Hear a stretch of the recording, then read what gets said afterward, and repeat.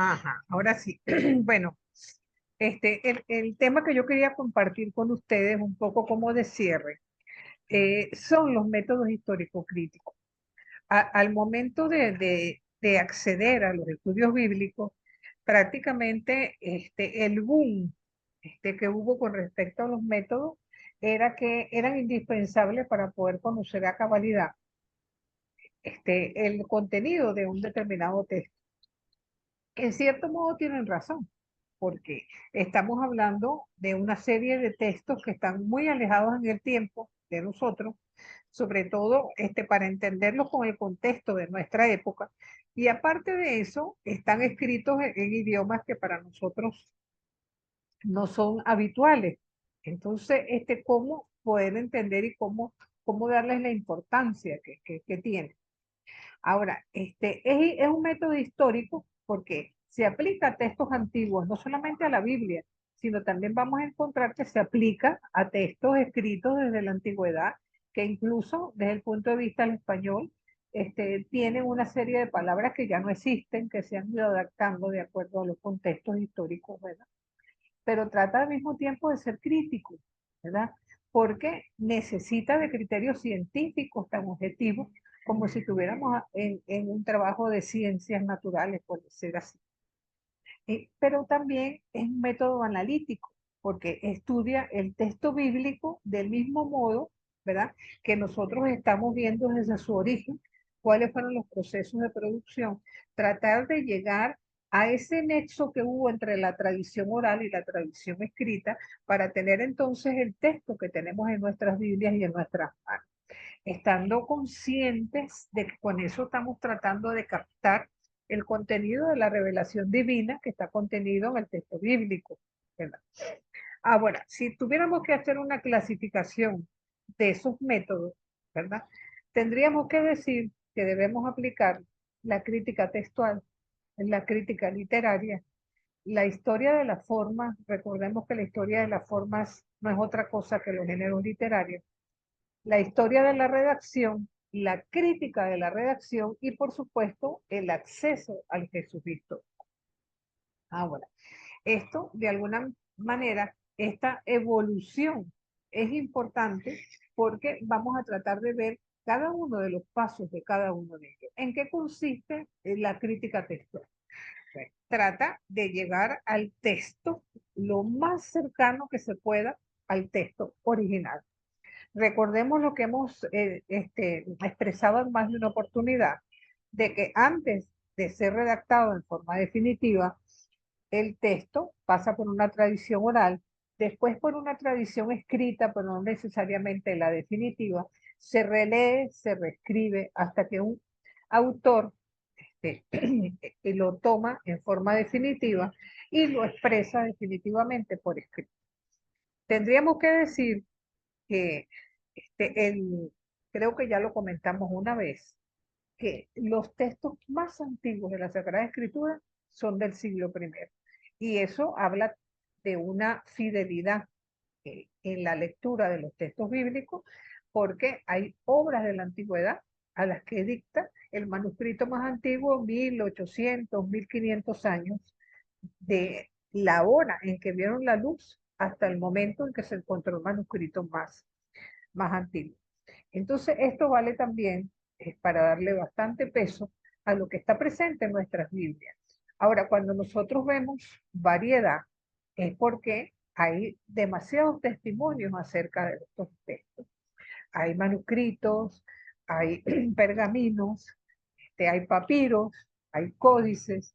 Entonces, cuando el autor que conoce el idioma bíblico trata de traducir el texto, trata de ir lo más cercano a lo que él considera, lo que él cree que haya sido ese texto originalmente.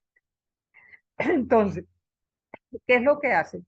Fijar su traducción en base a los manuscritos que existen, ¿verdad? Y para ello se vale como de ciertas reglas. Entonces dice que cuando encontramos un texto que pareciera estar escrito así como, diríamos, en forma tarzaneada, que va de adelante para atrás, de atrás para adelante, ese texto es probablemente más fidedigno que uno cuya lectura sea como más fluida, porque de hecho cuando se traduce uno tiende a facilitar un texto que considera difícil. De la misma forma, tiene que preferirse un texto corto al largo, porque siempre existe la tendencia a estar añadiéndole observación, ¿verdad? Eso es igual que el chisme, vamos a decir así. Entonces, también tiene que preferirse un texto que armonice con el contexto. Hay textos que de repente parecen que faltara algo o que de alguna manera como que fueron introducidos por el redactor final de una manera un poquito ambigua. Cuando nosotros vemos en el capítulo de Juan, de la despedida final con sus discípulos, a partir del capítulo 15, si no me equivoco, vamos a encontrar que él dice, bueno, nos vamos, ¿verdad? Pero de repente parece que siguen sentados y la conversación sigue fluyendo, ¿no? Entonces, es como que si allí faltó algo y sin embargo, encontramos simplemente que la conversación sigue fluyendo entre Jesús y sus discípulos. Entonces, bueno, probablemente allí este, el redactor se para ver qué es lo que falta allí, qué pasó, por qué pareciera que se están despidiendo y sin embargo la conversación sigue. Esto es importante tomarlo en cuenta en la crítica textual. Igual que las familias de testigos, cuando un hecho aparece evidenciado en textos diferentes, tiene muchísimo peso, como por ejemplo la última cena, que no solamente sale en los 4 evangelios, sino que también la vamos a encontrar, por ejemplo, en la carta de Pablo, la primera de carta de Pablo en Corintios. Entonces, de la misma forma que hablábamos del texto difícil y del texto corto, también es importante que una lectura más efectuosa sea más fidedigna que una que sea más organizada y acabada. Entonces, también tenemos que considerar como original aquella variante que permite explicar las demás. Cuando nosotros vemos, por ejemplo, el texto de las tentaciones, que está escrito en Marcos, que fue el primero, vemos que es bastante escueto. Jesús fue tentado, estuvo en el desierto 40 días, y los ángeles le estaban. Pero resulta que cuando nosotros lo vemos en Mateo y en Lucas, vemos un texto más organizado, más largo, pareciera un mano a mano entre dos expertos en Sagrada Escritura. Entonces es lógico considerar que el texto original haya sido el de Marcos y a partir de allí, tanto Mateo como Lucas elaboraron un contenido teológico a partir de lo que ellos consideraron que era importante para la comunidad a la que ellos dirigían el mensaje. Entonces, de alguna manera, el parentesco que haya con los textos más antiguos también es tomado en cuenta aquí. Por ejemplo, si hay un texto que aparece en un papiro y aparece en forma diferente en un códice, sabiendo que los códices se escribieron a partir del año 200, tenemos que darle peso al papiro, porque el papiro probablemente es anterior a ese códice. Entonces, un poco esto sería lo que tiene que ver con la crítica textual, porque, como les digo, la síntesis, la finalidad es tratar de llegar lo más posible al texto original, lo cual evidentemente, como hemos podido ver hasta ahora, no es nada fácil.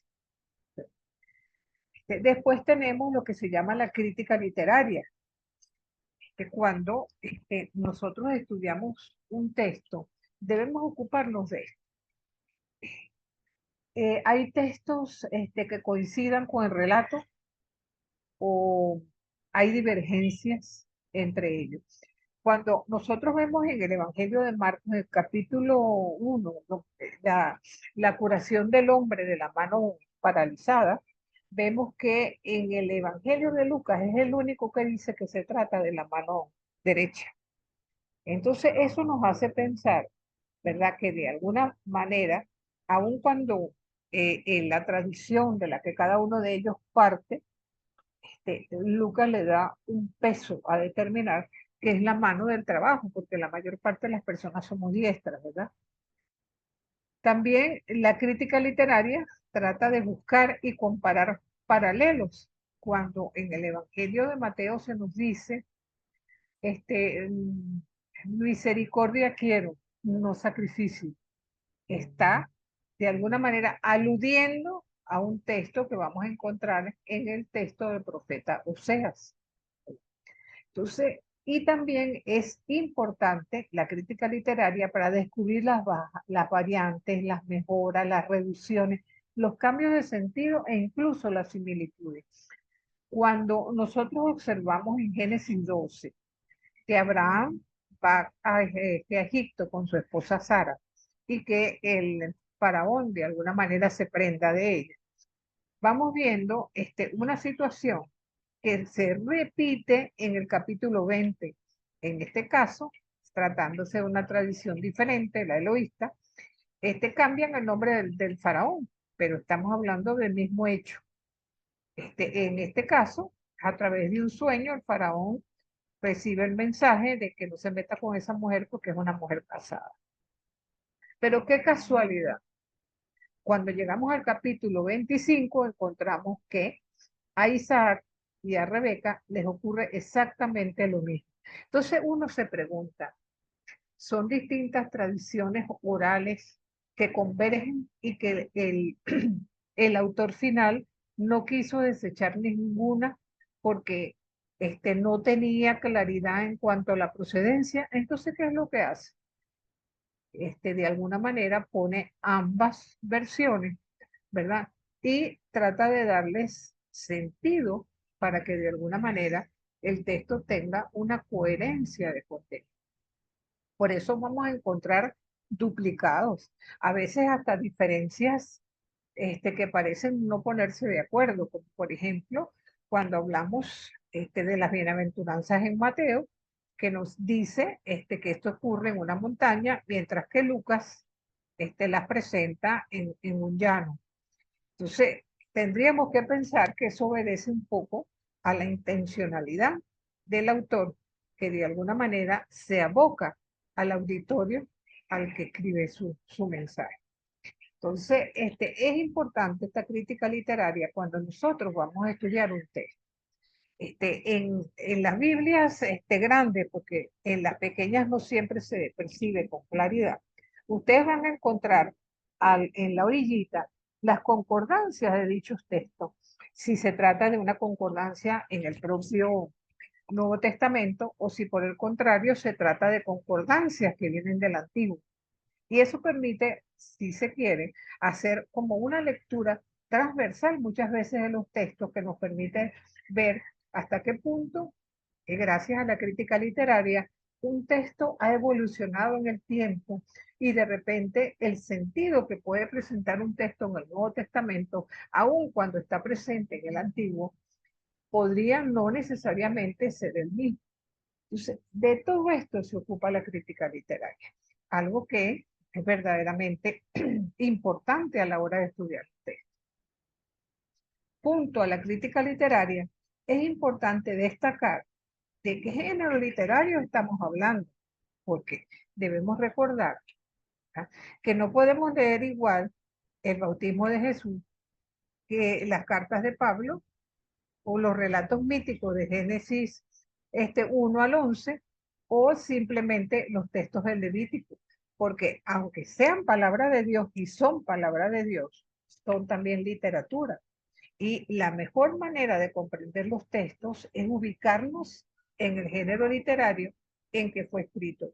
Y los géneros literarios reciben en lo que es en los métodos históricos críticos el nombre recordante de historia de la forma. Ya habíamos expresado en más de una oportunidad que fue gracias a un protestante, Hans Bunker, quien se dio cuenta, leyendo los salmos, que cada uno de ellos no podía haber sido escrito como se pensaba por David, porque decía, más de uno presenta como una serie de elementos que no parecieran ser dedicados a Dios, sino al rey. Unos parecen individuales, otros parecen colectivos, unos parecen salmos de alabanza y de alegría, mientras que otros prácticamente son llantos que marcan una pauta de dolor por la que está sufriendo el pueblo. Y en líneas generales, dentro del mundo católico, tuvo que venir el Papa Pío XII con la Divino Flante Espíritu y bastante tarde, estamos hablando de 1943, para que en nuestro mundo católico nos abriéramos la pauta a reconocer que los géneros literarios estaban presentes en los textos bíblicos y que era importante conocer el género literario que estamos escribiendo. Cuando ustedes oyen, por ejemplo, el Evangelio Dominical, ¿qué fue lo que nosotros percibimos este domingo? Un milagro, pero un milagro que tuvo que ver con la naturaleza. Jesús y sus discípulos, ¿verdad? Que están en la barca, que se desata una tormenta, que Jesús duerme, los discípulos tienen miedo porque creen que van a morir. Pero hay un detalle bien interesante en ese relato del domingo, cuando dice que ellos se montan en la barca para ir a la otra orilla. ¿Qué significa muchas veces ir a la otra orilla? Atrevernos a dar el paso a lo nuevo, el estar consciente que aunque estemos del otro lado, Jesús está con nosotros, que siempre hay la oportunidad de un nuevo comienzo. O sea, es un texto hermosísimo, pero si nosotros no estamos conscientes que estamos hablando de un milagro, el género literario está presente allí, pareciera que desvirtuáramos un poco el significado del. Y en la Biblia hay 7 grandes géneros. Evidentemente, el histórico, está el caso del bautismo de Jesús, el legislativo, las leyes del Levítico, profético, ese mundo tan rico que encontramos en los textos, las cartas, que son mayoritariamente los textos en el Nuevo Testamento 21, el género apocalíptico, el género poético y el género lírico. Pero fíjense lo que yo les pongo en pantalla, y es que dentro de dicho género vamos a encontrar un sinfín de subgéneros que van, imagínense, desde la prosa hasta el midrash y a lo largo de todas esas, vamos a decir, mini géneros o géneros literarios dentro del género literario mayor, vamos a encontrar ciertas categorías que son importantes para nosotros al momento de estudiar un texto. Los que vieron el Nuevo Testamento conmigo el semestre pasado podrán haberse dado cuenta que fue precisamente un poco el esquema de trabajo que hubo para digamos, el examen final, por llamarlo de alguna manera, que escogieran un texto y trataron de pasarlo por cada uno de estos elementos, de qué género literario se trata, qué descubren ustedes acerca de la crítica literaria, qué les parece a ustedes como crítica de la forma, y esto de algún modo nos va abriendo como un camino de entendimiento del texto con mayor amplitud de la que quizás no veríamos en el caso de hacerlo así. Entonces, una vez que nosotros hemos recorrido el camino anterior, caemos en la historia de la redacción y volvemos al punto de que cada autor, y eso es válido para toda la Biblia, aun cuando aquí nos estamos refiriendo básicamente a los evangelistas, selecciona una serie de tradiciones que considera convenientes para la. Eso nos permite entender que hay relatos que aparecen en todos los evangelios, ¿verdad? Particularmente en los sinópticos que tienen un mismo origen, como es el relato de la tentación, por ejemplo. Mientras que hay textos que aparecen nada más que en 2 evangelistas, ¿verdad? Como por ejemplo las bienaventuranzas que ya hemos mencionado. Pero hay textos que aparecen en un solo evangelio. En Marcos, por ejemplo, la semilla que crece sola nada más aparece en Marcos, o el juicio final en Mateo, o el buen samaritano en Lucas. Son textos únicos de dicho evangelio. Porque entonces cada evangelista, a partir de una tradición oral riquísima, que si se quiere es común para todos, ¿verdad? Al redactar va haciendo una síntesis, una selección, y de alguna manera va estructurando su texto de acuerdo a la cosmovisión que él tiene acerca del mismo. Eso no lo hemos conversado en más de una oportunidad. Si todos nosotros tuviéramos que escribir sobre un mismo tema, con toda seguridad, teniendo los mismos elementos y un texto del cual partir que sea común para todos, cada uno de nosotros lo va a hacer en forma particular, sencillamente porque vamos a expresar un poco nuestra visión acerca de esa. Entonces, cuando hablamos también de un autor, puede entenderse como una persona en concreto o también como un grupo, una comunidad que reflexiona. En el caso del Evangelio, esto está clarísimo. Cuando hablamos de Mateo, bueno, el personaje Mateo existe, pero la redacción del texto probablemente pertenece a la comunidad mateana. Igual que, por ejemplo, cuando hablamos de las cartas de Pablo, que no son auténticas de Pablo, pero son de discípulos de Pablo, en la corriente paulina, con el pensamiento paulino, que expresan de alguna manera una manera de vincularse con el Jesús resucitado. Entonces, esta síntesis de alguna manera se va adaptando a la comunidad de oyentes y eso permite entender, por ejemplo, que Marcos, que escribía pagano, se moleste en explicar una que otra expresión que usa en arameo, porque el auditorio a quien dirige ese mensaje no lo conoce, ¿verdad? Entonces, cada evangelista tiene como un estilo propio y ese estilo se descubre con bastante claridad en la medida que nosotros tratamos de involucrarnos de alguna u otra forma. Entonces, retomando un poco lo que nosotros hemos dicho en más de una oportunidad, partiendo de Jesús, que no dejó nada escrito, pero es el evangelio viviente, de él no nos quedan más que sus palabras y sus acciones. Es a partir de allí que sus discípulos, ¿verdad?, van a regalarnos lo que es el evangelio oral, con la proclamación del querigma. El querigma no es otra cosa que el nacimiento, muerte y resurrección de nuestro Señor. Es a partir de esa tradición oral que van a surgir los pequeños escritos o los primeros escritos que a manera de un edificio son como ladrillitos que se van construyendo de a poco hasta que finalmente, ¿verdad?, esa tradición oral se pone posteriormente por escrito. Y en esto consiste precisamente la historia de la tradición. Estoy hablando del Nuevo Testamento, pero recordemos que eso es tan válido para el Antiguo también como para el Nuevo, con la diferencia que los años de tradición oral en el Antiguo Testamento son muchísimo largos en el tiempo, de cientos de años incluso, porque no es sino hasta la época de David, cuando ya la monarquía es una realidad, es que empiezan a redactarse en forma definitiva, algunos en forma parcial todavía, los textos del Antiguo Testamento. En cambio, la tradición oral del Nuevo Testamento apenas son unos 40 años. Y casualmente son los 40 años que nosotros vamos a encontrar expresados en boca de Lucas en el texto de los Hechos de los Apóstoles. Entonces, dicho esto, vamos también a lo que para nosotros va a ser el acceso al Jesús histórico. Esto fue históricamente necesario. ¿Y por qué razón? Porque recordemos que después que la Iglesia católica, en ese momento todos éramos católicos todavía, se hace la Iglesia oficial del imperio.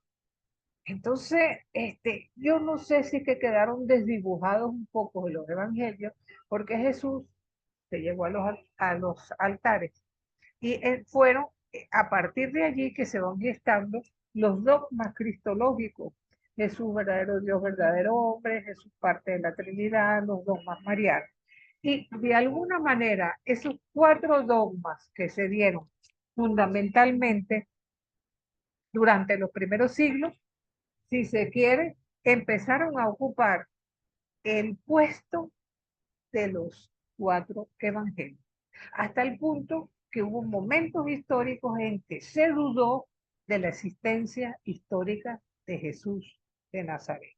Entonces podemos imaginarnos que hacia el año 1600, un señor llamado Samuel Reimaru, bueno, él nació en 1694, o sea que sería más o menos a mediados de 1700, se le ocurrió decir que Jesús había fracasado, que sencillamente él no había resucitado y que sus discípulos robaron el cadáver para hacer creer que Jesús había resucitado y que eso lo hicieron en venganza contra aquellos que lo habían matado y que eso dio paso pues, a una serie de estudios para tratar de averiguar, caramba, si era verdad o no que Jesús había existido, porque caramba, ¿cómo nos quedamos con eso? Entonces, en una primera etapa, que recibe el nombre de etapa liberacionista, estamos hablando a finales del siglo XVIII, se revisaron los evangelios para tratar de acercarse al Jesús histórico, tratando de separarlo de las reflexiones que se hacían sobre Jesús. Hay representantes como Weiss, Loisy, pero esta etapa en el fondo terminó en un fracaso. Después vino la etapa fideísta, ¿verdad? Este, muchos entonces empezaron a decir que no era importante si Jesús había existido o no, sino el significado de los hechos históricos en sí. Por ejemplo, Bullman, el protestante Bullman, Rudolf Bullman o Martin Keller, que decían que lo importante era la fe que teníamos en Jesús. Pero eso dio paso a una tercera etapa, porque digamos que las dos etapas anteriores terminaron completamente en un fracaso. Pero hoy por hoy existen métodos para acercarnos al Jesús histórico a través de los evangelios, porque las afirmaciones post-pascuales conectan directamente con el Jesús histórico, con sus palabras y con sus hechos, ¿verdad?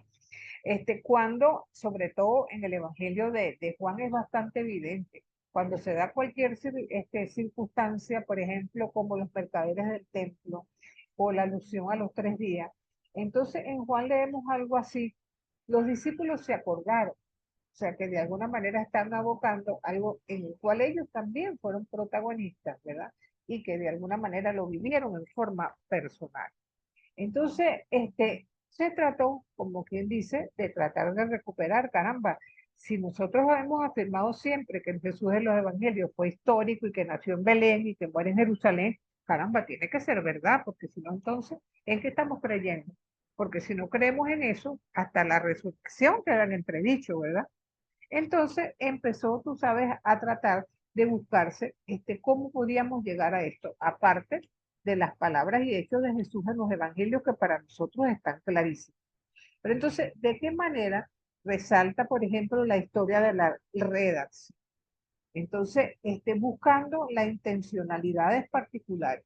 Si para Marcos Jesús es el Hijo de Dios, para Mateo es el nuevo Moisés, para Lucas es el Salvador de los pobres y para Juan es la mismísima palabra de Dios. Entonces tenemos que pensar que ellos, ¿de dónde sacan esa reflexión? ¿Verdad?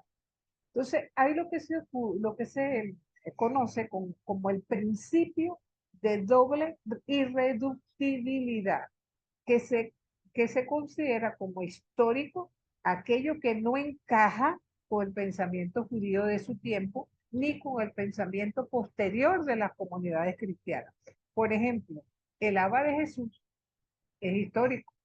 ¿Por qué es histórico? Porque era inconcebible que un judío que se respetara en el siglo I tuviera el atrevimiento de llamar a Dios Abba, que era la forma como tú podías llamar a tu papá en tu casa, pero jamás a Dios, porque eso era una falta de respeto. Por ejemplo, el diálogo con Nicodemo que vemos en el capítulo 3 del Evangelio de Juan, ¿verdad? Cuando o el diálogo de la samaritana, el capítulo 4, son o sea, como acontecimientos que se consideran como históricos, porque fíjense, el primero va de noche para que no lo vean. Y en Juan 4 lo vemos hablando con una mujer, incluso hablando de teología con una mujer. Eso es algo completamente desusado. A ningún hombre se le hubiera ocurrido sentarse en un pozo a hablar con una mujer. O sea, cuando los evangelios lo reflejan, es porque de algún modo eso fue algo completamente fuera de tono para el siglo I. El hecho de que Jesús haya tenido discípulas mujeres, eso era desusado. Ningún rabino que se respetara podía tener mujeres entre sus filas, ¿verdad? Entonces, valga la misma observación para las fiestas en el cuarto evangelio. Recordemos que según Juan, Jesús va 3 años a la fiesta de Pascua en Jerusalén, pero también está presente en otras fiestas, la fiesta de Pentecostés, la fiesta de la Choza, porque Jesús no se perdía en ninguna fiesta. Vamos conscientes de eso. En cuanto a la historia de la tradición, tenemos lo que antes comentábamos como atestación múltiple. Entonces, cuando un criterio se encuentra contenido en fuentes de distinta índole, eso también se le da peso, como por ejemplo la multiplicación de los panes, que está en los 4 evangelios, e incluso hay hasta una segunda multiplicación en algunos de ellos. O los textos eucarísticos que están presentes no solamente en los evangelios, sino también en documentos bíblicos extraevangélicos. También la coherencia de contenido. En la medida que vamos leyendo los evangelios, nos vamos formando como una imagen global acerca de la actitud de Jesús y su enseñanza directa. Por ejemplo, su sintonía con el reino, las bienaventuranzas como un criterio de seguimiento del cristiano. Fíjense que Jesús nunca se predica a sí mismo ni nunca habla en primera persona. También hay un criterio que hay que tomar en cuenta, que es el criterio de contradicción, ¿verdad? Se nos dice que Jesús muere por nuestros pecados, pero eso sí, en el fondo es teologización del hecho. Si nosotros ponemos a ver en qué consistió la encarnación de Jesús, en una nueva recreación, en darnos la oportunidad nueva de tener un nuevo comienzo como seres humanos, mostrarnos Jesús en plena humanidad para que veamos hasta qué punto Dios fue capaz de amar al ser humano. Entonces, pero históricamente, y ahí está la contradicción, la cruz es el fracaso de la divinización de Jesús, ¿verdad? En las antiguas religiones sería impensable considerar la crucifixión de Dios. De allí el escándalo del que nos habla Pablo, el escándalo de la cruz. También la corporeidad es otro criterio. No se puede negar la corporeidad de Jesús. Él nació, vivió, murió y resucitó en la carne, antes y después. Y eso lo firmamos en el credo. Y cuando eso se afirma en el credo, es porque ya la gente lo estaba viviendo internamente en las comunidades y en su corazón. También el hecho de la ruptura que se da con el mensaje de Jesús. No puede ser invento de la comunidad cristiana primitiva aquellos pasajes que dejan mal parados a Jesús, ¿verdad? O a los discípulos. Los insultos, Jesús en la cruz, la manera como lo vejaron, los regaños a los discípulos. En Marcos vemos con mucha frecuencia cuando les explica una y otra vez y les dice, caray, pero lo que les falta es decir ustedes si son brutos, que son palabras en ese tono, no lo vemos en el Evangelio, pero en el fondo un poco es el sentir de los relatos. También podemos agregar el relato de Juan 9 con respecto al ciego de nacimiento, porque ese hombre es expulsado de la sinagoga precisamente por declarar que creía en Jesús. Entonces, poco a poco, lo que el texto nos quiere decir es que no creen en Jesús, finalmente se van quedando ciegos, ¿verdad? Entonces, es lo mismo que ocurre con la comunidad cristiana que es expulsada de la sinagoga, ¿verdad? Entonces, también hay un criterio de continuidad y eso también es importante destacarlo, porque histórico es lo que perdura, siempre va a ser así. En Lucas 7, por ejemplo, los evangelios concuerdan con datos históricos que conocemos por otros documentos de la época que no son los evangelios. Por ejemplo, personajes como Pilato, Tiberio, Augusto, Anás, Caifás, Herodes, personajes de los cuales a través de textos extrabíblicos para nosotros son conocidos. Y también algo muy importante, todo aquello que es capaz de producir una transformación histórica es histórico. Es evidente que el mensaje de Jesús, después de 2100 años, sigue siendo para nosotros erupción, ánimo, esperanza, vida en cada uno de nosotros. Entonces, de alguna manera, se nos sigue llamando para ser interpelados, para denunciar la injusticia, para ser capaces de enfrentar el miedo, a pesar de que nos vengan las tempestades. Pero sabemos que Jesús nos ayuda a llegar a la otra orilla, ¿verdad? También los descubrimientos arqueológicos han ayudado en esto también. Fíjense que en Juan 5, ¿se acuerdan de aquel hombre que tuvieron que meter por el techo para que estaba en la piscina de Siloé? y que bueno, él nunca podía llegar porque los demás se le adelantaban. Dice Juan que la piscina tenía 5 pórticos, mientras que en los sinópticos vemos que tenía 4. Bueno, las excavaciones arqueológicas han dado paso a considerar que Juan tenía razón. Pero, además de esto, hablemos un poco de lo que es la literatura extra bíblica. Tenemos documentos romanos y vamos a destacar, la mayoría son del siglo primero y segundo incluso, a un tal Plinio el joven. Ahí tienen ustedes las fechas en que vivieron estos personajes. Entonces, este escribe al emperador Trajano, estamos hablando del año 111, y le habla del movimiento religioso de Jesús. Tenemos también a Suetonio Tranquilo, que habla de la expulsión de los judíos de Roma en la época de Claudio por culpa de un tal Cresus, de un tal Jesús. Tenemos a Cornelio Tácito. En sus anales dice que el emperador Trajano acusó injustamente del incendio de Roma a los cristianos, quienes tienen por fundador a uno que murió en la cruz en los tiempos de Poncio Pilato bajo Tiberio.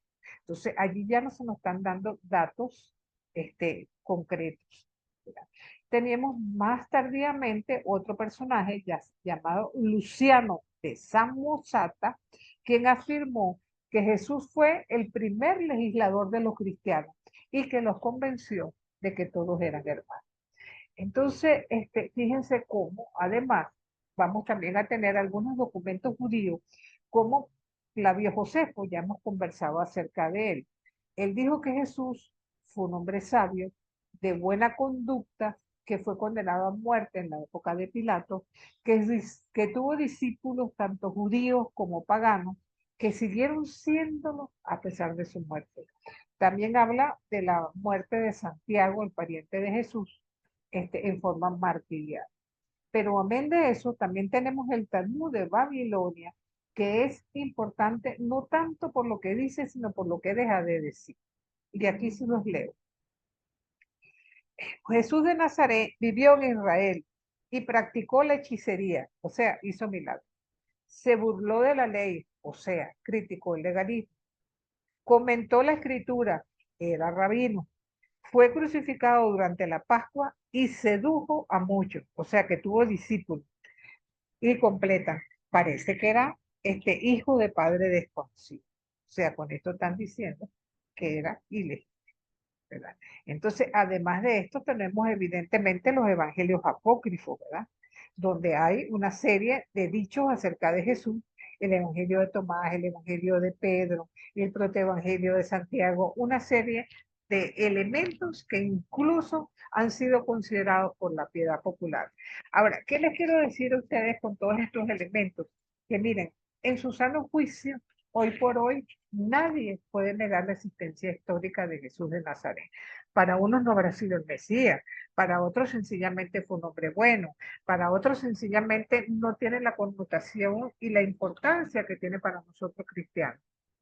Pero negar que vivió eso prácticamente sería un exabrupto en el día de hoy, porque está más que comprobado que Jesús existió. Entonces, pero con esto también quiero recomendarles un libro de la Pontificia Comisión Bíblica que se llama La lectura de la Biblia en la Iglesia, donde presentan otros métodos de análisis bíblico. La Biblia es tan rica que nos permite evidenciar esa palabra, estudiarla de distintas formas. Y esto es sencillamente algo extraordinario, porque podemos recorrer todo su camino a través de una serie de métodos que se nos regalan precisamente para que podamos entonces, de acuerdo al texto, podamos nosotros también recurrir a esta situación. Primero, la retórica. Vamos a decir que entre los métodos de análisis, vamos a decir que ninguno en su totalidad va o sea, o va a representar toda la riqueza que puede contener el texto. Pero Habrá textos que sea más fácil estudiarlos por una metodología que por otra. Entonces, la retórica, evidentemente, no es un método nuevo. Podríamos definirlo como el arte de componer un discurso que sea persuasivo y lo cual es muy valioso para el exégeta bíblico, porque de alguna manera aquí van a incidir tres cosas importantes: la autoridad del que habla, ¿verdad? La argumentación del discurso y la emoción que pueda suscitar en el auditorio. Jesús fue muy amigo de aplicar la retórica, sobre todo en las diatribas con los fariseos. Cuando Jesús le hacían una pregunta, Jesús repreguntaba. ¿Tú qué haces con esta moneda? ¿Le damos honor al César o no se la damos? Entonces, generalmente Jesús repregunta y cuando le responden, le dan una respuesta, es cuando Jesús a su vez responde a la pregunta que le hicieron. Eso lo vemos mucho también en las cartas de Pablo. Pablo hace la pregunta y se da el vuelto también. En otros textos también lo vamos a ver presente. Pero hay textos que son eminentemente narrativos y de alguna manera nos llevan a tratar de comprender el mensaje bíblico, no solamente a partir del relato que se está dando, sino a partir del testimonio de quienes lo protagonizan. En este sentido, también podemos aplicar la semiótica, que es un método sincrónico, ¿verdad?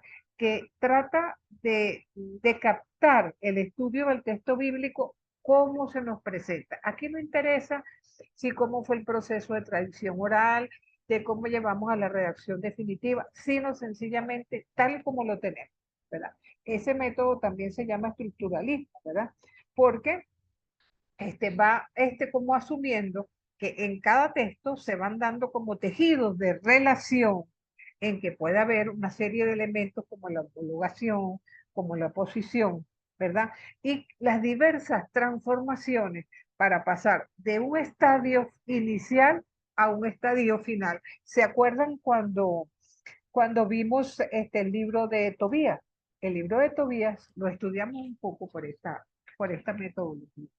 Un estadio final que llega a un desenlace que no tiene nada que ver con el comienzo del relato, ¿verdad? Pero también hay acercamientos desde las ciencias humanas. Miren, antes era impensable aplicar estos métodos a la Biblia, porque se decía, bueno, ¿y qué tiene que ver una cosa con la otra? Especialmente la psicología y mucho más después de Freud, porque decían, pero bueno, hubo momentos históricos en que todo aquel que afirmaba su fe no podía ser un científico, porque la ciencia estaba reñida con la fe. Hoy tenemos mucha claridad en considerar que la ciencia sin la fe es ciega y que la fe sin la ciencia es paralítica. O sea que ambas cosas son importantes, ambas cosas son necesarias y no por eso están completamente desligadas una de la otra. Lo interesante es que a partir de las ciencias humanas podemos llevar a una mayor comprensión de los textos. Por ejemplo, desde la sociología, ¿verdad? Estamos conscientes que los textos se ligan al contexto histórico que toca vivir. La vida del pueblo no fue igual mientras deambulaban por el desierto, donde tenían tantas carencias, que al llegar a la tierra prometida, donde se fueron organizando en formas, vamos a decir, progresivas, pasando del nomadismo al sedentarismo. De la misma forma, en el momento que pasan de los jueces a la monarquía, de la monarquía al exilio, entonces la sociedad evidentemente va cambiando. Y cuando nosotros estudiamos los hechos sociales, nos permite también vincular desde el punto de vista histórico quién gobernaba en ese momento, desde el punto de vista económico, de qué se vivía de la tierra, se vivía de qué, desde el punto de vista religioso, en qué creían, y desde el punto de vista sociocultural, cómo era la sociedad de ese momento, qué cultura, qué era para ellos importante como pueblo. La sociología nos puede ayudar muchísimo en ese aspecto. La psicología, evidentemente, el tratar de llegar, si es posible, que partiendo de las dinámicas del inconsciente, podríamos nosotros averiguar un poco o interpretar de diferente manera textos antiguos como la Biblia. Fíjense, si nosotros estudiáramos un personaje como Moisés, caramba, Moisés, ¿qué sentiste tú cuando tuviste ese candelero en la zarza? ¿Qué es lo que sintió tu corazón? ¿De qué forma tuviste eso? O sea, podemos recorrer el texto bíblico elucubrando acerca del inconsciente o del consciente, la conciencia del personaje en cuestión. Y eso nos va a abrir un compás de interpretación extraordinariamente grande. Eso era impensable.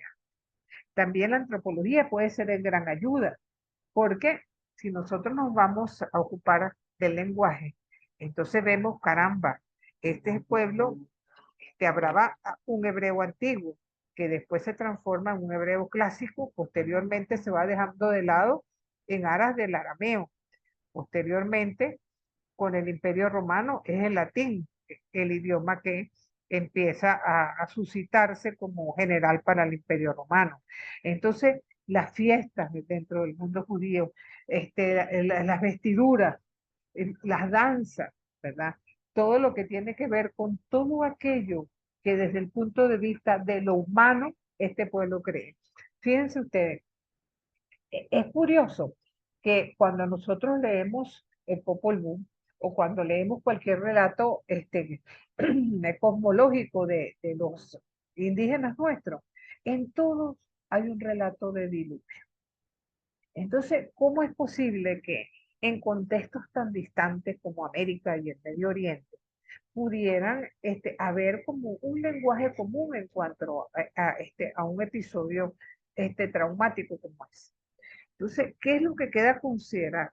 Que posiblemente en algún momento de la historia hubo un cataclismo de tal magnitud que todas las culturas lo recuerdan por igual, independientemente de su credo, independientemente de su contexto geográfico. Y en este sentido, la antropología evidentemente puede ser de gran ayuda cuando nosotros nos paramos a hacer, por ejemplo, un estudio comparativo de Génesis 2 con el Popol Vuh. Trabajo extraordinario, porque nos permite ver esa serie de elementos comunes entre uno y otro que uno dice, Dios mío, evidentemente esto es palabra de Dios, porque esa palabra de Dios de alguna manera ha suscitado en el corazón del ser humano un contexto que de algún modo es bastante común y bastante semejante, por decirlo así. Además, ¿verdad? Sigamos adelante con esto. También tenemos acercamientos desde la tradición y este primer acercamiento desde el canon. Entonces, va a interpretar el texto a la luz del canon de la escritura. Tengo entendido que el Papa Benedicto XVI era su método de preferencia, ¿verdad? Porque así como es recibida por la fe del creyente, nos permite hacer, digamos, algunas diferencias. Pongamos un texto clásico, el libro de Daniel, que para nosotros se nos presenta no solamente como un texto profético, sino también como un texto apocalíptico dentro del canon, ¿verdad? Resulta que para el canon judío, ese es un escrito que no tiene nada que ver ni con el profetismo, ¿verdad? Ni con lo apocalíptico, y ellos lo consideran un escrito. Entonces, este acercamiento de alguna manera es así. También tenemos desde la tradición judía, y allí hay una serie de elementos a rescatar. La versión de los 70, ¿verdad? Que fue escrita por judíos de la diáspora, probablemente en Alejandría, ¿verdad? Los Targum, que eran los textos en arameo. Los Midrashim, ya hemos hablado de ellos, que son textos que tratan de dar son aleccionadores, tratando de buscar una interpretación a la luz de los propios textos, ¿verdad? Las diversas relecturas y sobre todo la literatura extracanónica de la que hablamos la semana pasada, tanto aquella que está intertestamentaria como aquella que es apócrifa y que para nosotros tampoco llegó a formar parte de nuestro canon. También se puede estudiar un texto a través de los efectos del texto. Entonces, porque va a medir un poco la evolución de ese texto a lo largo de la historia si se sigue leyendo de la misma forma que al comienzo. Entonces, imaginemos nosotros nada más el texto del paraíso, la caída del ser humano, cómo desde entonces se ha culpabilizado a la mujer por la caída. Eso no parece haber cambiado demasiado. Todavía escuchamos que por culpa de la mujer pasó lo que pasó. Morimos por culpa de la mujer, todos morimos. ¿Fue por culpa de la mujer o estamos hablando sencillamente del humano? Entonces, ver un poco lo que ha sido la lectura de ese texto a lo largo de la historia es un trabajo interesantísimo, porque ustedes lo pueden hacer, por ejemplo, de cualquier tema. Por ejemplo, tomemos ejemplo la reconciliación. ¿Existe reconciliación en el Antiguo Testamento? Quizás la palabra como tal no existe, pero vemos una reconciliación entre Saúl y Jacob. Y entonces, si nosotros empezamos a escoger textos donde haya perdón, donde haya de alguna manera una muestra de fraternidad, puede ser que nosotros podamos llegar a estudiar los efectos de ese texto hasta llegar a Mateo 5, donde nos dicen sencillamente, si tú no te reconcilias con tu hermano, no vengas aquí al altar a rendirle culto a Dios. O sea, es algo que podría dar muy buenos resultados a la hora de recorrer toda la Sagrada Escritura de una forma diferente, por decirlo así. Entonces, también tenemos, ¿verdad? El acercamiento contextual.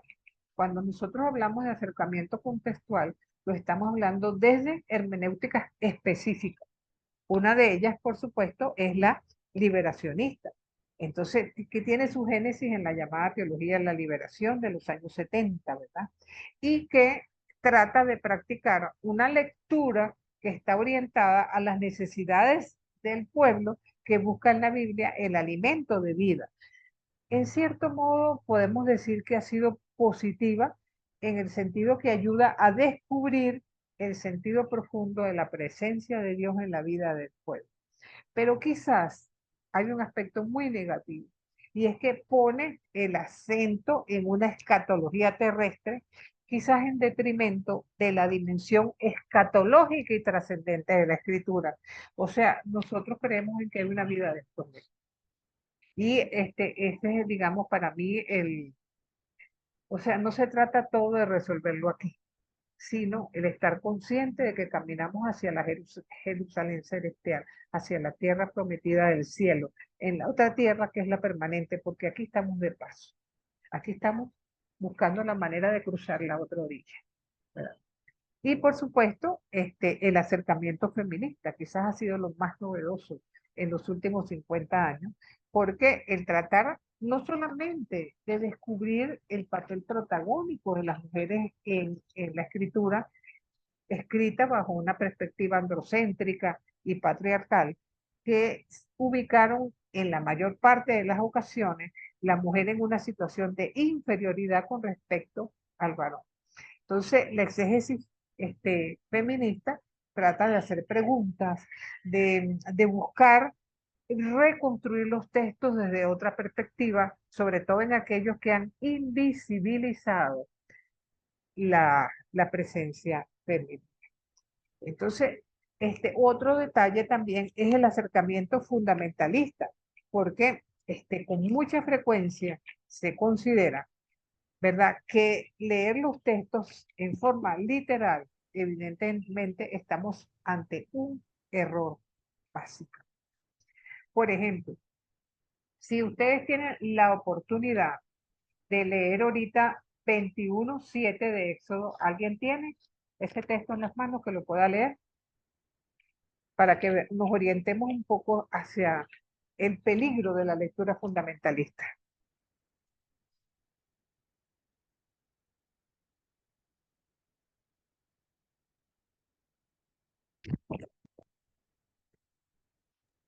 Ya lo conseguí, profe. Adelante, adelante, Jesús. Si un hombre vende a su hija como esclava Esta no recuperará su libertad como hace cualquier esclavo. Ajá. Podríamos nosotros ahorita hablar de vender a nuestra hija, a nuestra hermana, a nuestra madre, en las circunstancias en que este pueblo tuvo muchas veces que hacer eso. Entonces, si yo hago una lectura fundamentalista, evidentemente me estoy acercando a un terreno peligroso.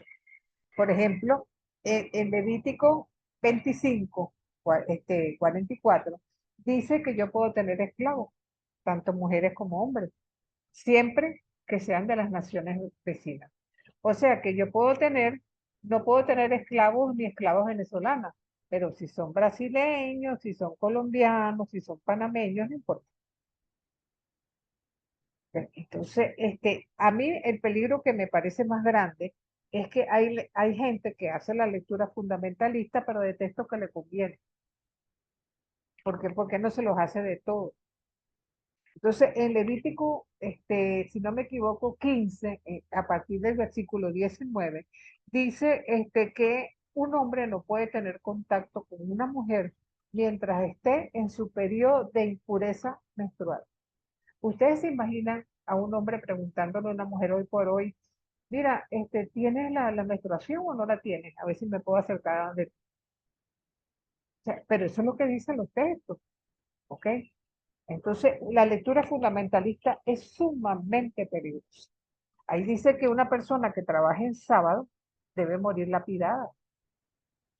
Podemos lapidar a quien el domingo no va para misa y no descansa lo suficiente.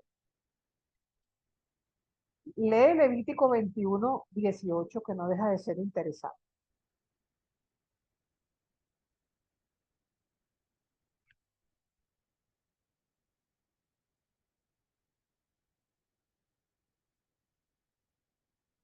¿Lo tiene Jesús?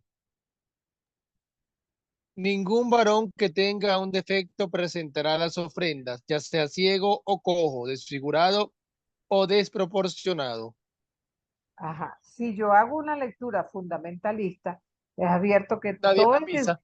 todo el de ustedes que tenga lente no puede acercarse al altar si le va a hacer caso a lo que dice el Levítico aquí. ¿Ves? Porque tienes un defecto en la vista.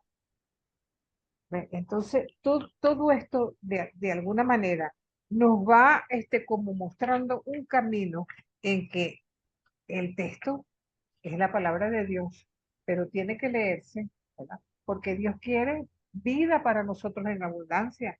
Jesús es el camino, la verdad y la vida. Entonces, miren, cuando este pueblo de Israel dice que no se podía comer pescado con escamas, que había que el cochino no era bueno para comer, ¿por qué razón? Y que lo diga mi amigo Francisco aquí, que es médico. Porque hay una enfermedad que transmite el cochino que es la triquinosis. Si una persona comía eso, se infectaba con el parásito. Sí, ciertos pescados, ellos se dieron cuenta de que si los comían, se enfermaban. Entonces, más bien fueron un pueblo bastante inteligente para que siendo tan pequeño, y vamos a decir, tan, tan muy particular, observaran ciertas reglas de higiene que de una u otra forma les permitieron sobrevivir en un mundo rodeado de imperios que eran mucho más fuertes que ellos, que eran mucho más poderosos, ¿verdad? Y que sin embargo, bueno, todavía hasta nuestros días, ahí estamos, como se dice. Entonces, la lectura fundamentalista en el fondo se opone al empleo de los métodos histórico-críticos, así como cualquier método de interpretar la escritura, porque no se puede interpretar es lo que dice y nada más.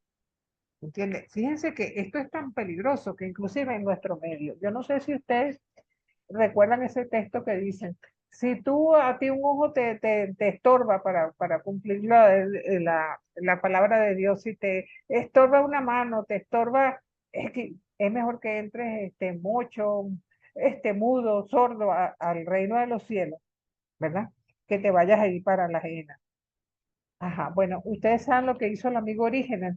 Ay, sí, profe, no me cuente. Ajá, entonces por Yo eso no es siempre, santo, por eso no es yo, santo. Yo siempre le digo a la gente, ya que tan fundamentalista eres, hazlo de Orígenes.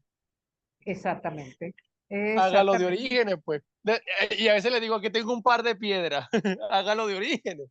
Sí, señor. Entonces, para los que no lo saben, ¿verdad? Este origen, parece que su debilidad estaba precisamente porque era un poquito libidinoso. Y entonces se cortó el pene. Entonces, sencillamente, por eso Orígenes no es santo. Porque de los grandes padres de la iglesia podríamos considerar que Orígenes es de primera línea su pensamiento, pero llevó a los extremos eso de cortarse el miembro que para él le causaba no poder entrar en el reino. Sí. Entonces, otra forma de leer los textos es a través de la oración, que fue, ajá, ajá, a través de la oración. Y en eso consiste la lección divina, ¿verdad?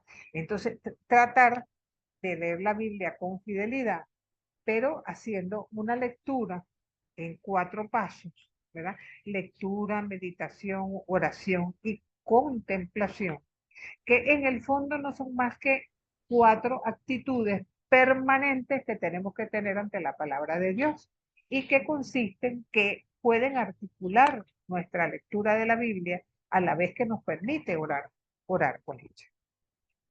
Entonces, de algún modo, ¿verdad? Este pensamiento nos lleva a considerar la importancia de leer la Biblia en comunidad. O sea, evidentemente la lectura individual es importante, pero también la lectura aquella que hacemos en comunidad. Recordando que es importante no olvidar que ninguno de nosotros parte de la realidad y la deja de lado para leer la Biblia, sino que por el contrario, ¿verdad?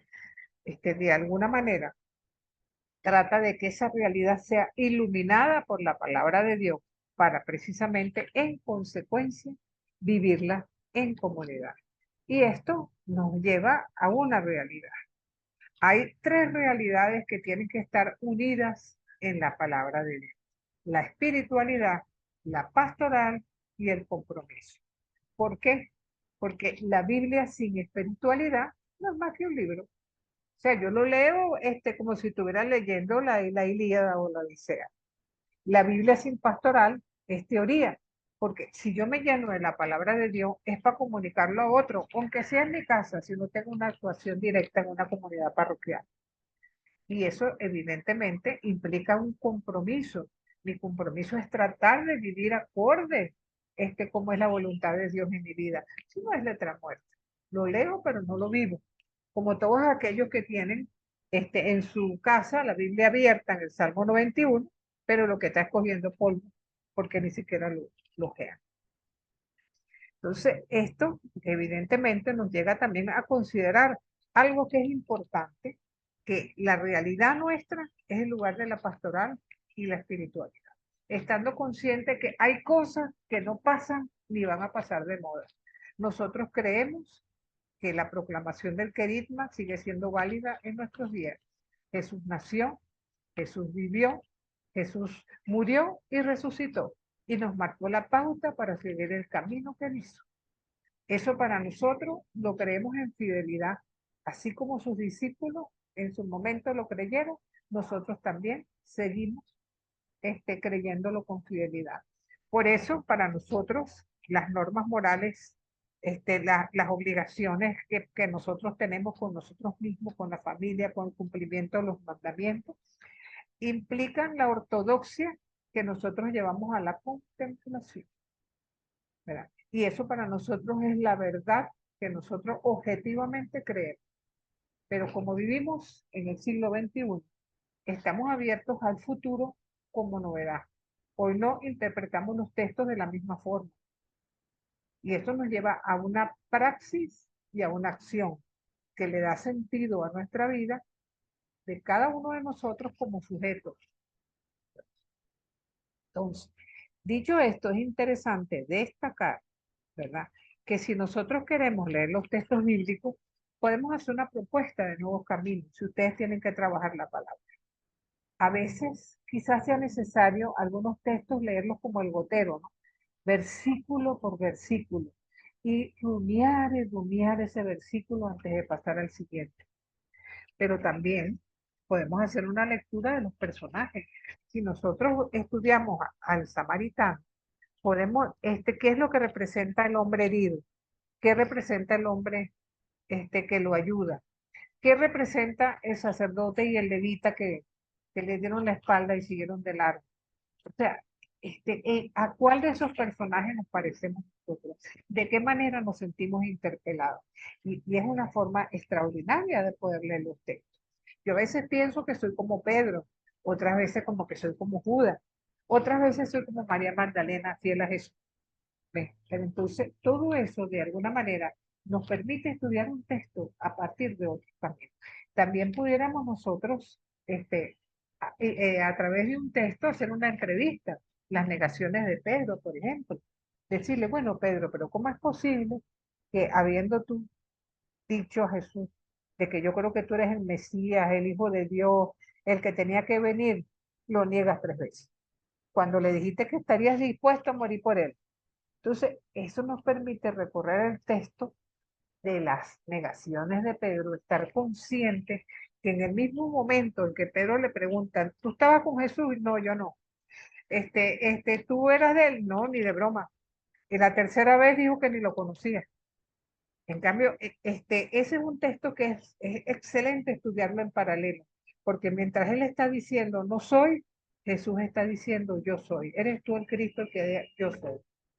3 veces lo niega Pedro, 3 veces Jesús dice yo soy. O sea, es bellísimo ese texto. Entonces, y la entrevista pudiera ser la oportunidad para estudiarlo de esta forma. También puede ser una lectura simbólica. Si nosotros estudiamos la multiplicación de los panes a partir del pan, lo que viene a representar el pan, o lo que viene a representar los 5.000 hombres sin contar mujeres y niños, lo que viene a representar el desierto. O sea, hay muchos símbolos en los textos bíblicos que nos permiten, de una manera bien particular y hasta sui generis, poder recorrer el texto de manera diferente. También lo podemos a través de los círculos bíblicos, ¿verdad? O del teatro bíblico que tanto le gusta a los jóvenes en las confirmaciones y a los niños de primera comunión. O podemos coger un tema específico. Vamos a suponer que nosotros cogemos el tema del perdón. Bueno, vamos a ver cuántas veces aparece el perdón en los evangelios y eso nos da la oportunidad de un curso, si se quiere, a largo plazo, porque el perdón aparece muchas veces. O podemos hacer una lectura de los 4 lados. Si nosotros vamos a estudiar, ¿verdad? Este, ¿qué diría yo? El texto de Mateo 20, que es el de los trabajadores de la viña, ¿verdad? Entonces, desde el punto de vista histórico, bueno, tengo que decir que es el Imperio Romano, un momento difícil donde había mucha pobreza. Desde el punto de vista económico, caramba, había mucha gente desempleada, porque eso permite entender que Jesús, Dios mío, que el Señor de la viña vaya a las 9 de la mañana, a las 12 del día, a las 3 de la tarde y busque gente para trabajar en su viña, ¿verdad? Desde el punto de vista social, cómo se vivía en ese momento, desde el punto de vista religioso y cómo creían. Entonces, todo eso, ¿verdad? Nos va a permitir hacer un camino diferente a la hora de estudiar texto. Y eso, finalmente, en cierto modo, nos lleva a la lectura pastoral de la Biblia, que en el fondo es vamos a decir, la mayor necesidad que nosotros tenemos en este momento, porque la lectura pastoral de la Biblia nos permite hacer un camino completamente diferente. ¿Cuál es el objetivo? Leer la Biblia, pedir al Padre la mirada del Espíritu, tener una visión de conjunto de la Biblia, mantener la Biblia al servicio de la vida, descubrir en el otro el rostro de Dios presente, descubrir cómo Dios habló y cómo nos sigue hablando a nosotros. Y esto lo hace a partir de 2 movimientos. A veces es difícil separar la exégesis y la hermenéutica, pero poniéndolo sencillo, debemos imaginar la teología desde el extremo. donde el exégesis sería el camino del hoy al ayer, donde nosotros nos vamos a situar en el momento histórico que se nos está relatando, mientras que la hermenéutica sería el camino del ayer al hoy. ¿Cómo nos comemos eso hoy? Y es allí donde es importante y estar consciente de las hermenéuticas específicas. No es lo mismo si nosotros vamos a dirigir ese mensaje a un grupito de muchachos de comunión que están empezando la vida, que en un asilo donde están esos viejitos que a lo mejor hasta la familia los tiene olvidados. Si se trata de mujeres trabajadoras obreras, ¿verdad? O si vamos a la Lagunita Country Club entre gente de poder adquisitivo. Entonces, todo esto nos permite, la palabra de Dios es la misma, pero la manera como accedemos a ella va a depender del auditorio al que dirigimos el mensaje. Lo mismito que hicieron los autores bíblicos al momento de elegir las tradiciones que para ellos eran las más adecuadas para la comunidad a la que dirigía su mensaje.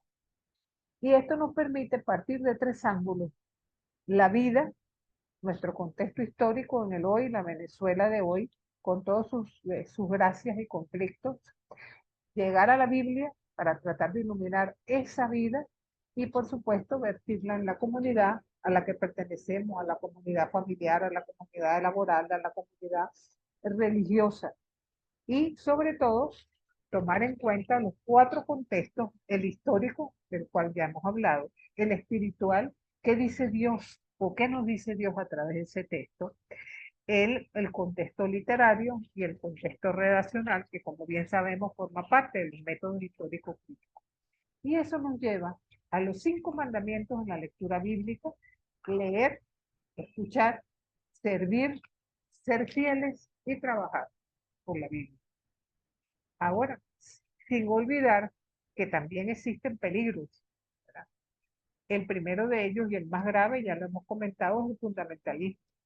Pero más allá de eso, a veces en las comunidades donde estamos, dependemos del que sabe, del que siempre habla, del que aparentemente lleva la ideología dominante, olvidando que nosotros también tenemos una palabra que decir y que es tan válida como para aquel que sabe mucho. También podemos leer los textos sin fe. Vamos a estudiar a ver si Moisés existió o si existió Abraham o cómo se fueron dando los hechos, pero no necesariamente la fe. La fe nos hace nosotros tener la convicción de que cuando leemos un texto decimos, esto es palabra de Dios, porque así lo creo, porque así lo siento, porque así lo vivo, ¿verdad? Y no podemos tampoco pensar que a estas alturas tenemos que tener una lectura ingenua. Se ha recorrido demasiado camino desde que Jesús vivió entre nosotros.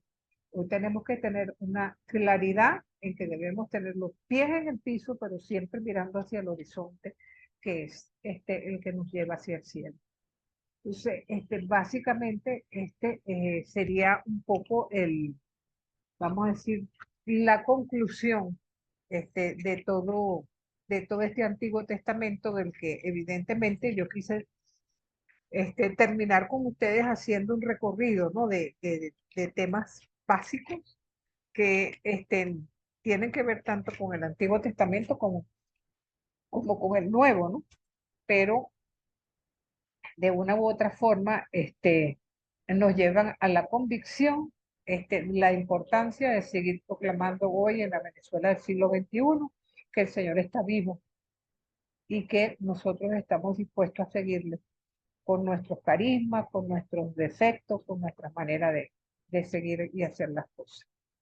Entonces, dicho esto, les permito la palabra o si quieren hacer alguna pregunta, porque realmente, como les digo, hoy sería legalmente la última clase, pero nos encontramos, no me fallen la semana entrante, que vamos a hablar de los símbolos del Apocalipsis, y bueno, allí los esperaré también.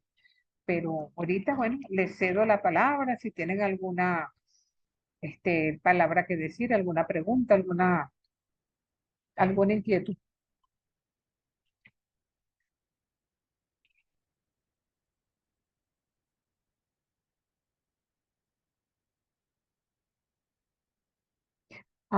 Se me olvidaba. Les recuerdo a los que no han terminado sus actividades que se pongan las pilas. Les mandé por allí un mensaje que mandó el padre Néstor pidiéndonos a los profesores que para el día 8 ya tuviéramos las notas entregadas a Lita. Entonces, yo necesito de ustedes para poder cumplir con ese objetivo.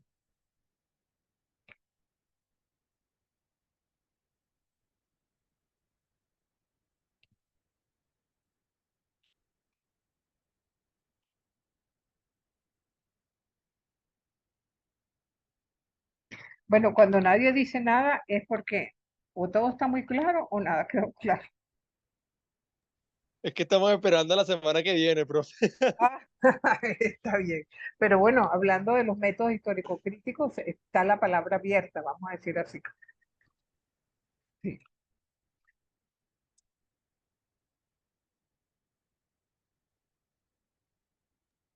No, bueno, profe, yo creo que sin duda alguna nosotros como quienes estudiamos teología tenemos que tener en cuenta que para poder hacer teología tenemos que considerar sin duda alguna todos estos métodos, los métodos históricos críticos, el análisis literario, porque si no caemos en lo que usted dijo, podemos caer en el fundamentalismo y la idea no es esa, la idea es eh, lograr entrar en el sentido del texto, pero además también lograr llevar una actividad pastoral y eso nos obliga también a ver hasta qué punto, pues bueno, yo puedo contextualizar ese texto a mi vida y es necesario conocer pues la profundidad del texto para lograrlo.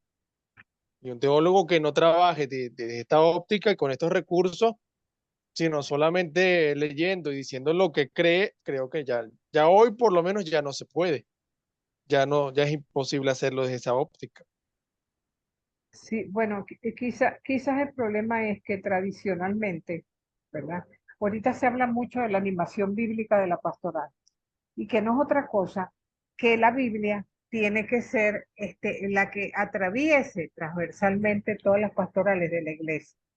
Y tradicionalmente, vamos a decir, en los cursos teológicos, se ha tenido la lectura de la Biblia como una pastoral más, pastoral bíblica, al lado de la pastoral espiritual, al lado, o sea, de la prácticamente de la pastoral en sí misma, y siempre se ha visto como una especie de antagonismo entre la academia y lo pastoral. Entonces, es importante rescatar esa visión de que la Biblia tiene que ser el centro de todo. Yo sé que mucha gente le tiene un poco de miedo a la Biblia, porque entonces, que si tiene que meterse con los idiomas bíblicos, que si a mí no me interesa aprender griego, que si no me interesa el hebreo, pero sin necesidad de llegar a un conocimiento extenso de dichos idiomas, el poder profundizar, manejar un diccionario en esos idiomas, para poder entonces uno detenerse cuando un texto te haga ruido, a mí me parece fundamental, sobre todo en este camino precisamente que nos lleva a tratar de conocer cada vez más a Jesús, para tratar también de dar este, razón de lo que creemos y por qué lo creemos y de qué manera nosotros queremos expresarlo a otros, ¿verdad? Y eso es fundamental. También yo Adelante, quisiera Daniel. añadir, Ajá. también yo quisiera añadir y decir que una de las cosas y las cosas que estoy viendo hoy en día es que de las distintas, de los distintos géneros, de las distintas Biblias, vienen también, se crea el problema de que creo yo que hoy en día, si no estás estudiando un poquito más profundo y esto, se crea el problema muy fácilmente donde la persona quiere dominar de acuerdo a lo que está entendiendo, pero en la traducción de la Biblia no es la misma, digamos, una Reina Valera con una latinoamericana, y creo que está creando un poquito de confusión este tema con no vamos a decir los teólogos, sino el laico comprometido que está afuera tratando de ayudar a la iglesia. Y yo no sé si los sacerdotes o los que tenemos hoy en día liderando, lo que son los pastores, están en esta misma línea hoy en día como ellos la estudiaron hace 30, 40 o 50 años. Ellos, hay alguna pregunta mía acá es sobre si estos padres o sacerdotes que están, que son los pastores de hoy en día, que se ordenaron hace ya 50 o 60 años, ellos tienen como que una formación sobre la formación, o eso cae a nivel diocesano nada más. Bueno, mira, siempre ha habido la discusión de los sacerdotes preconciliares y los posconciliares, porque esa necesidad de llevar la Biblia al pueblo también fue necesidad de llevarla a los seminarios. O sea, recordemos que vamos a decir que nuestra fe, la que hemos tradicionalmente heredado de generaciones anteriores, ha sido más dogmática que bíblica. No se nos puede olvidar eso, de que acuérdense que Jesús es Dios y es trino, es Dios Padre, Hijo y Espíritu Santo. Pero explícame eso, no, eso es un misterio, con los misterios no hay que meterse. Entonces, con esa explicación a lo largo de muchas generaciones, nos tuvieron un poco en oscuras, por decirlo así. Entonces, claro, de buenas a primeras, nos dicen que tenemos que tener la Biblia en nuestras manos. Inclusive había gente que decía, no, no se puede leer la Biblia con facilidad porque la gente se puede volver loca. Entonces, esa era la concepción que había acerca de lo mismo. Incluso dentro o sea, los sacerdotes se presentaban entonces como aquellos que podían ser los intermediarios entre esa palabra de Dios y el pueblo. Entonces, Vaticano II abrió la necesidad de que también la gente pudiera tener la Biblia en las manos, como hizo San Agustín. Recordemos que San Agustín se convierte del mundo maniqueo en que estaba envuelto, porque toma la Biblia en sus manos y sintió un llamado que le decía, toma y lee, y tomó la Biblia en sus manos, y eso cambió completamente su vida. Y yo particularmente estoy convencida de que esto es así.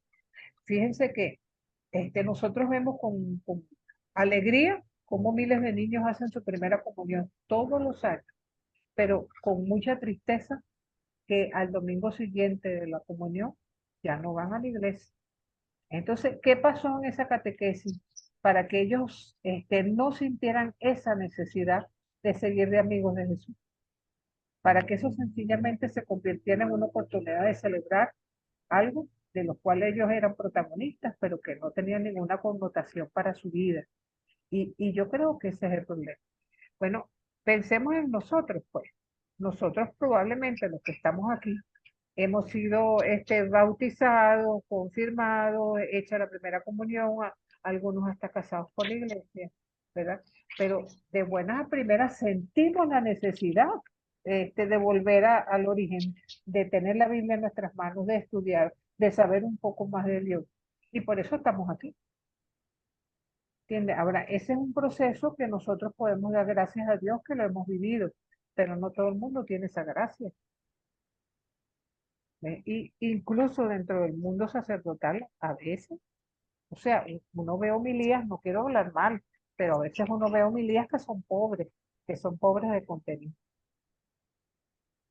Entonces, si son pobres de contenido, probablemente no van a hacer eco en quienes escuchan, que probablemente buscan en esa homilía la oportunidad de interpelarse, de cargar las pilas para una semana que probablemente van a tener diversos conflictos, diversos problemas a lo largo de la vida. Por eso, ahí queda eso. Gracias.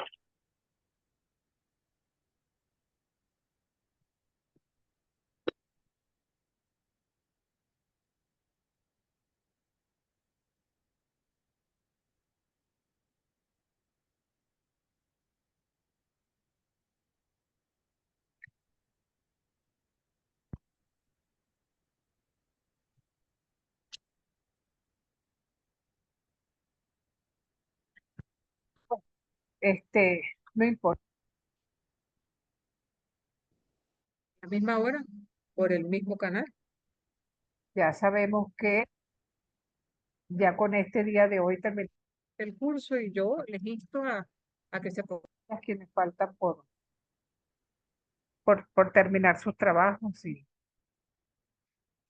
bueno, Muchísimas gracias, profesora. Gracias por todo lo que hace y su esfuerzo y empeño que hace por poder evangelizar de una forma. bueno, gracias a ustedes por permitirme acompañarlos. Así que los seguiré acompañando una semana más, en el nombre de Dios.